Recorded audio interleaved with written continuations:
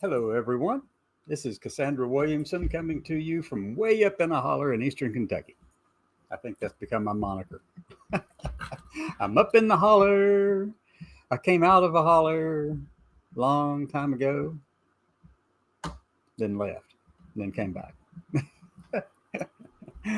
Oh my gosh. So it's been an interesting day today. Um, Doing all the traveling around in the community and things like that. And I've been all over the place. So I get back home. I guess it was about 5:15 Eastern time this evening. I get back home, and I've got to fix supper for everybody, and so I'm asking you, what's for supper? Well, I can tell you what we had for supper. I actually warmed up some leftovers from the day before, which were some big, nice, juicy pieces of ribs, and had some others, baked beans with all of that, and then also fixed mom. She likes some of the rice, especially the fried rice and stuff like that. And she also likes what I'm going to call it the Trump chicken. Y'all know what a Trump chicken is? What Trump chicken is, I should say. Well, I'll let you ponder that for a minute. Think about that. What on earth could possibly be called Trump chicken? Well, we had some of that for supper. Actually, I haven't had any yet. I just fixed everything for them and got my brother and sister and everybody taken care of. They got all their stuff, and then I come back here to get started with the show from the holler. This is the day before Independence Day, and tomorrow. And obviously, the Declaration of Independence was not signed on Independence Day. They just chose a day to do it, to recognize it. It was signed over a period of time up and through August, and some was before, I think, and all the way through August the 2nd or somewhere around there. Get all my dates right. But, it did take some time, but they at least settled upon a date that actually made good sense, made good propaganda sense. That's what it was. They had to come up with something. And y'all do know, by the way, when I use the word propaganda, I'm talking about, the cherry tree, George Washington and the cherry tree, the story. Do y'all know the story of George Washington and the cherry tree? Well, that's not true. The story is not, it never happened. That was made up by somebody who wanted to make sure that George Washington was venerated as a very moral person. Yeah. Yeah. They were manipulating the narrative even back then. But we know that's the case, right? I mean, Jefferson did the same thing. He controlled newspapers, and he'd publish comments anonymously and all kinds of things. He was just having a good old time out there going after Hamilton, and Hamilton anonymously going after him and his ideas, going after everybody else. But Jefferson did it anonymously in papers he controlled. And Hamilton did the same thing back. So they attacked each other left and right. We come by this kind of combative democracy, this constitutional republic that we have. We come by it pretty honestly. And there are people who think that we ought to just stick to the Constitution, and it's unchanging, it's unyielding, it's a rock that never changes. And it's true that it should be very difficult to change it. That is a given. But Jefferson actually thought that it should be at least revisited every generation or so. What he was considered an actuarial generation, like 20 or 30 years, because he was big into statistics and data collection and ages of populations in different places. And he was really a really smart person. He was a polymath, a very smart person.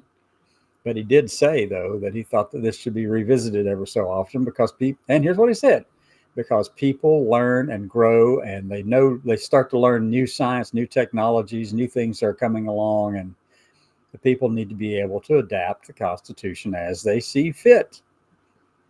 And then his big question to everyone was, why on earth would you want to force me to wear the coat of my youth? And he's referring to the Constitution, and he made it very clear. He didn't think it ought to be changed haphazardly, and I don't either. It should be something that's difficult to change, and it is. But the mechanisms for change are there, and Jefferson was all for letting each new generation every 20 or 30 years at least contemplate making some changes that benefit them, because what was is no more. and he thought that, and he stated this in a letter. He said that the people ought to be able to adapt this thing, this Constitution, for their needs, for their time, and for their situations. And he was very, very clear about that. So, you know, he knew, and I said this just a minute ago, he knew that knowledge would increase, that people would learn new things, that new stuff would come along, that the nation would change and adapt over time, and that whatever came after him, that the people needed to have the right to, you know, refresh the Constitution, refresh the government ever so often, but not, as I said a minute ago, haphazardly. And that was Thomas Jefferson. And he said that in a letter to a friend by the name of Samuel Kercheval. He said the letter was, I use it frequently. It's, what was it, July the 12th of 1816. I wrote a letter to Samuel Kercheval. He was talking about all that kind of thing. And it was really fascinating. It was a really fascinating piece, because it's not his usual thing that he would have written. And he made a statement at the beginning of this letter. He said, "Now, don't tell anybody I actually think this, but this is what I actually believe." Talking to his friend Samuel Kercheval. And he didn't want anybody to know that, because it would offend the aristocracy in Virginia and the other parts of the nation in New England and in the South and everywhere, because they wanted the Constitution to be rock solid, unchangeable, inflexible. But you know what you have when you have something that's inflexible, something that's brittle? It will shatter into a million pieces if you don't have a mechanism to adapt and change in it. And thankfully, they did that. There is a mechanism for changing it. But as I just said, Jefferson made clear in that letter also that he didn't think it was a good idea to change it too frequently, and that it should not be easy to change. But he said, all of those people, and in the same letter, and he said, all of those people who are, this was 1816, so a lot of these other leaders had died. Some of the founding fathers had already passed on. But he was saying, I knew those people back then, and they would not want to be put up on a pedestal like what we have done with them here. And this was 1816. So he said, no, they wouldn't want, they're just ordinary people. I knew them. I knew their foibles. I knew their mistakes and their errors. I knew how human they were. And so that's what he was saying. But today we have those who are wanting just to kind of stick to the narrow confines of the Constitution. Now, I will tell you that thank goodness the amendments were added after the fact. Do y'all know that? The amendments to the Constitution were not part of the original Constitution that was agreed upon in 1786. It took 1792, another 6 years basically, to get the 10 amendments in place. 6 years. And that only because one of the former British territories that was thinking of becoming a state in the United States said, hey, we've got to have some amendments on this thing, some Bill of Rights in there. And otherwise they weren't going to sign on. So they worked together and did it. Yep, sure did. The Declaration of Independence, it was written by a very young Thomas Jefferson. But you know something about the Declaration of Independence, by the way? You know how it's written? Let me see something.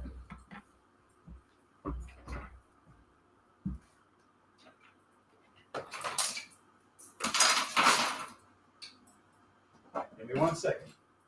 I want to show you something here. If I can get this thing to actually come off the wall easily. It's not going to. Anyway, so this is the Declaration of Independence, at least my copy of it, okay? And I don't know, when you're looking at that, can you read it? I don't know. Can you read that? Is that legible to you from your side? Somebody put a comment in the chat box. Let me know. But anyway, so what do you notice about this thing? I don't know Let me know if you can read it, okay? But there's a lot of stuff here before you even get into the body of the Declaration of Independence. That Jefferson, for the most part, wrote all of it. Obviously, he consulted with everybody else, but he was the young writer on the team. So, anyway, look right in here. Look right here. I'm going to turn this thing around and read it to you for just a second. In Congress, July 4, 1776, they picked the date. Even though some who'd signed before and many who signed up into August, but they picked that date. And then it says, the unanimous declaration of the 13 United States of America. Now, what do you notice about that? Do you think it was just printer's mistake because this part here is larger type than this part and this is larger? No, it was deliberate. Everything on this page was written to convey a message, including the messages that were unspoken. The unanimous declaration. And then in small letters, of the 13 United. That's small. It was deliberately put that way. States of America. This tells you that the Declaration of Independence was speaking to independent states, a confederation of states, during the First Continental Congress. This is what that's all about. The states wanted to maintain their independence. And so this was written in this manner. Then the Second Continental Congress came along, the Third Continental Congress came along, at which point they realized that the Continental Congress was too weak. It was ineffective in dealing with international things primarily and economic things that impacted the rest of the nation, the rest of the states, the 13 states. So, and they knew that they needed an armed force that could actually protect them and have trade that everybody was a part of. So that's what this was all about. But this was the foundation of it. And this is where it all started, from here. But it took another, 10 years for them to realize that it was not sufficient that they had just the Continental Congresses to run the nation, because it lacked power. It lacked the ability to take care of itself. It lacked the ability to tax and raise money and raise an army. It lacked all of those abilities and things that actually were part of a nation. So there was a lot going on during this period of time. There were forces who wanted just the states to remain just like what this in the Declaration of Independence said. They were united, small letter, but they were still states of America. That was the important part, not the united part when this was written. And it took, like I said, the Third Continental Congress, I think it was the third, if I'm not mistaken, to actually get to the place where they realized that the united needed to be stronger and made bold and large, because it was United States by the time the Constitution rolled around, because they knew that they had to be able to defend themselves. They had to be able to take care of trade as a block of nations. And that was federalism. And that was the kind of thing that Hamilton was all for. He wanted the federal government to be much stronger than the states. And this was the dichotomy. This is where the fighting occurred, right here. This right here. For the next 10 years, and even afterwards, all the way up through the Civil War. That united right there, there were states who wanted it to stay small, because they saw themselves as just being independent parts in a confederation of states. And that's how they viewed this. And that's what they wanted.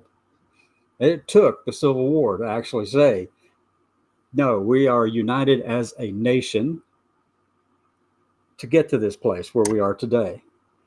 It took a lot. I mean, this is a tremendous power and meaning right here. And every person who signed this thing were basically acknowledging that they could be captured and hung. They're going to fight together or die together. That was what it amounted to, okay? But all of these people, let me see here. I know there's one on here that I just love pointing out every time. Was he on here? No, he wasn't on that one. He's on the Declaration of Independence. Somebody with my last name, Hugh Williamson. He was a doctor from Philadelphia.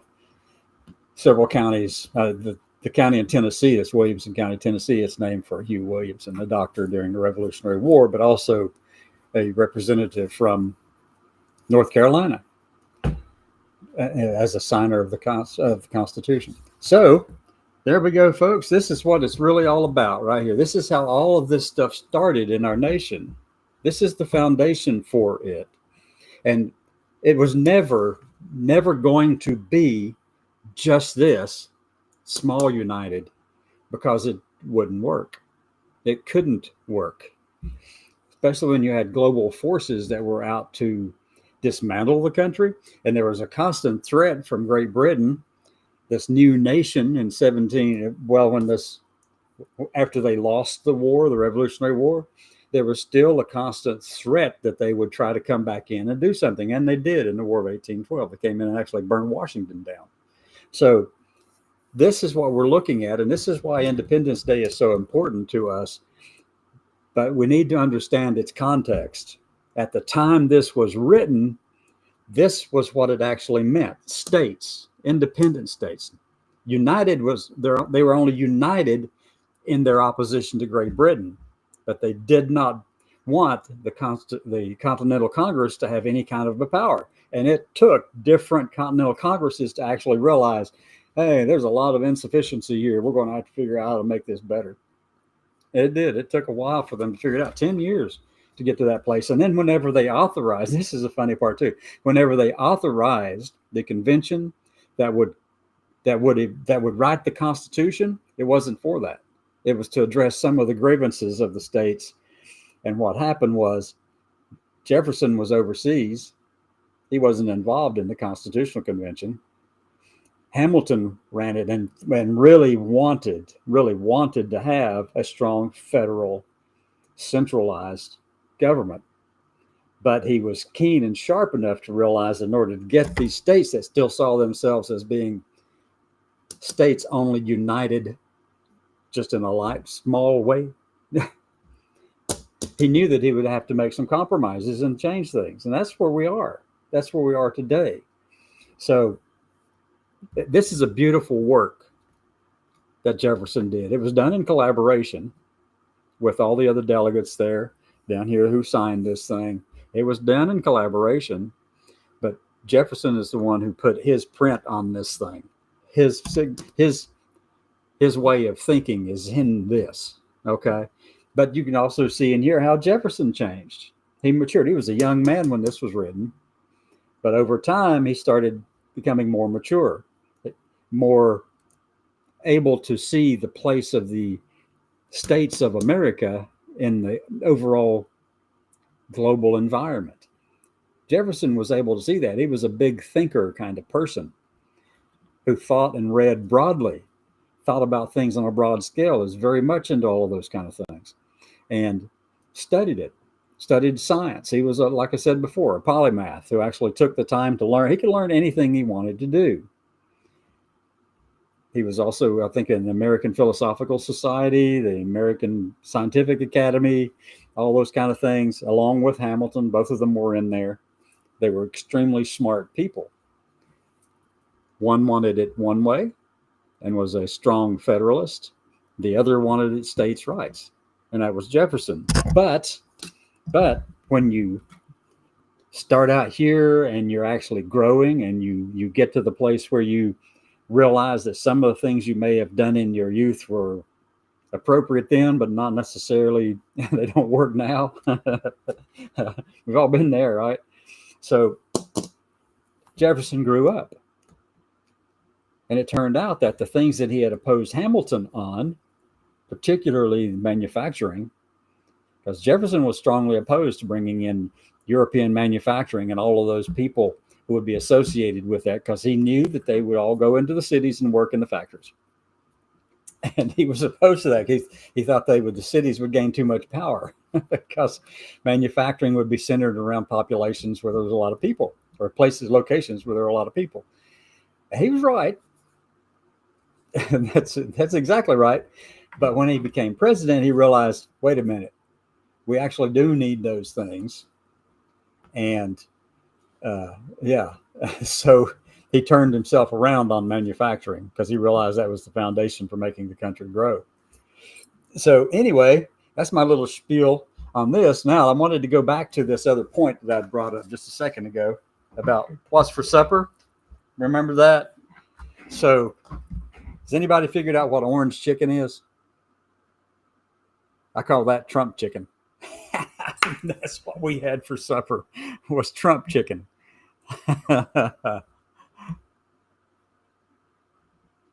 Oh, okay. I see. Donna, thanks for pointing that out. Let's see.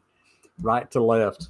Well, I'll have to turn around, but I'll have to mirror my camera so that it's even more easily read. That means I'll be looking the other direction. Yeah. Let me see if I can do that. Let me see video. Guest participants. I'm going to go in and change the video. Mirror. Okay, now see it's backwards to me. But I bet you can actually read this now. Right? In Congress, July 4th, 1776. You see how it's written? Big letters, really small, united, big states of America. It took 10 years for them to realize that wasn't going to work on the world stage. They were adapting. People were changing. And that's good. That's perfectly fine. We should all be adapting and learning and changing as we learn more, right? I mean, we don't want to become, sticks in the mud somewhere, really. So anyway, this is what we had. One of the things that we had for supper was orange chicken, but that's in my world here in Eastern Kentucky. There's only one way to describe that chicken, and that is it's Trump chicken. Why? Well, you know why. You know why. So there's Trump chicken for supper, folks. It is now 22 minutes after, and I'm going to call it a night, but come back sometime tomorrow. I'm not sure what I'll do exactly tomorrow in the middle of the day. Most people are going to be out eating hot dogs and hamburgers and listening to country and Western music and then watching the fireworks and parades and all that kind of stuff. And don't be involved in all the protests. I have to tell you that. Come on. Not tomorrow. You'll be the center of news the whole weekend, and not for a good reason. It's good to get into a little good trouble, as John Lewis said. John Lewis, civil rights leader, marched with Martin Luther King across the Selma Bridge, the Edmund Pettus Bridge in Selma.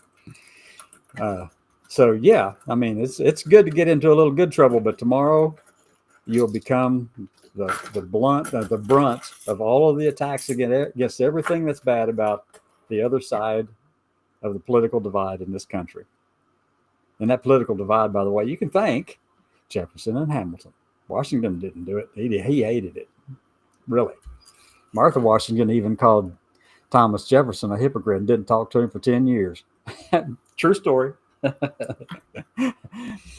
I love American history, especially the colonial period and the founding of the nation and stuff like that. There's so much I don't know, but it's fascinating to me. It really is. I hope you have a great 4th of July, and God bless America. Have a great day.